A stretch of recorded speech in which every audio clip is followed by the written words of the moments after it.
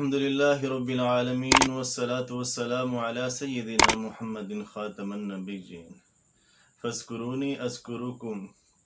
اللہ تعالیٰ نے فرمایا تم مجھے یاد کرو میں تمہیں یاد کروں گا، اور اللہ تعالیٰ نے قرآن پاک میں یہ بات بار بار ارشاد فرمائی ہے کہ سبح للہ ما فی السماوات وما فی الارض، یسبح للہ ما فی السماوات وما فی الارض۔ اللہ تعالیٰ نے فرمایا زمین و آسمان میں جو کچھ بھی ہے وہ سارا کا سارا اللہ تعالیٰ کی تسبیح بیان کرتا ہے، اللہ تعالیٰ کا ذکر بیان کرتے ہیں۔ چرند پرند انسان حیوانات سب اللہ تعالیٰ کا ذکر کرتے ہیں، اور اللہ تعالیٰ اہل ایمان سے، اہل اسلام سے، مومنوں سے مخاطب ہو کے فرماتے ہیں یا ایھا الذین آمنوا اذکروا اللہ ذکرا کثیرا، اے ایمان والو اللہ تعالیٰ کا ذکر کرو، ذکرن کثیرا، کثرت کے ساتھ اللہ تعالیٰ کا ذکر کرو۔ وسبحوہ بکرۃ واصیلا، اور صبح کے وقت ذکر کرو، شام کے وقت ذکر کرو۔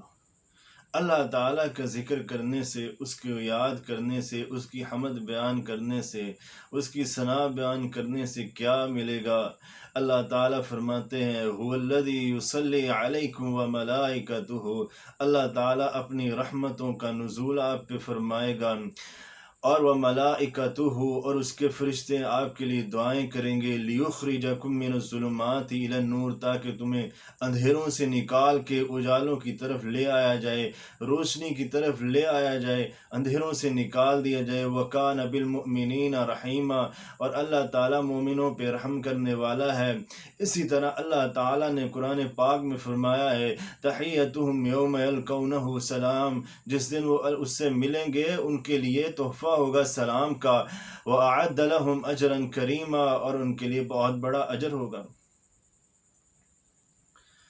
رسول اللہ صلی اللہ علیہ وسلم نے صحابہ کرام سے مخاطب ہو کے فرمایا میرے صحابہ کرام، میں تمہیں کوئی ایسا عمل بتاؤں جو نیکی میں بہت زیادہ ہے، اجر کے لحاظ سے بھی، اور وہ ایسا عمل ہے کہ اللہ کی راہ میں سونا چاندی خرچ کرنے سے بھی بہترین عمل ہے، اور سونا چاندی خرچ کرنے سے اور اللہ تعالیٰ کی راہ میں جہاد کرنے سے بھی بہترین عمل ہے۔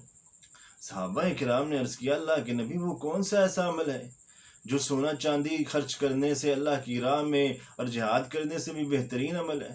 رسول اللہ صلی اللہ علیہ وسلم نے فرمایا اللہ تعالیٰ کا ذکر ہے، اور اللہ تعالیٰ قرآن پاک میں فرماتے ہیں وَالذَّاكِرِينَ اللَّهَ كَثِيرًا وَالذَّاكِرَاتِ، وہ اہل ایمان مومن عورتیں، مسلمان عورتیں جو اللہ تعالیٰ کا ذکر کرنے والی ہیں، اللہ تعالیٰ نے ان کے لیے وَأَعَدَّ لَهُم مَغْفِرَةً وَأَجْرًا عَظِيمًا، ان کے لیے مغفرت تیار کر رکھی ہے اور اجر عظیم تیار کر رکھا ہے۔ یہ کس کی بدولت ہو رہا ہے؟ اللہ تعالیٰ کا ذکر کرنے کی وجہ سے۔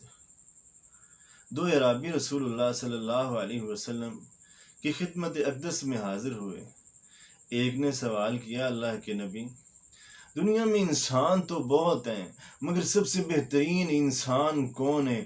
رسول اللہ صلی اللہ علیہ وسلم نے فرمایا اعرابی سب سے بہترین انسان تو وہ ہے جسے لمبی عمر ملے اور نیکیاں زیادہ سے زیادہ کرے۔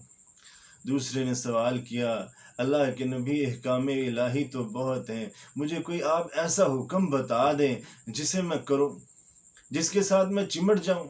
رسول اللہ صلی اللہ علیہ وسلم نے فرمایا تو اللہ تعالیٰ کا ذکر کیا کر۔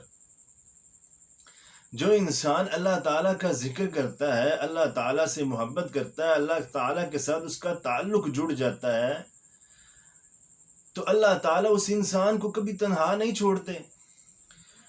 رسول اللہ صلی اللہ علیہ وسلم کی حدیث ہے آپ صلی اللہ علیہ وسلم نے ایک قیدی عورت کو دیکھا کہ اس نے اپنے بچے کو دیکھا اور فوراً سے اپنے بچے کی طرف لپکی اور فوراً لپک کے اسے اٹھا لیا اور اٹھا کے دودھ پلانا چاہا۔ رسول اللہ صلی اللہ علیہ وسلم نے صحابہ کرام سے کہا میرے صحابہ کرام کیا یہ عورت بخوشی اپنے بچے کو آنکھ میں پھینک دے گی؟ صحابہ نے عرض کیا اللہ کے نبی بالکل بھی نہیں، ایسا عمل نہیں کرے گی۔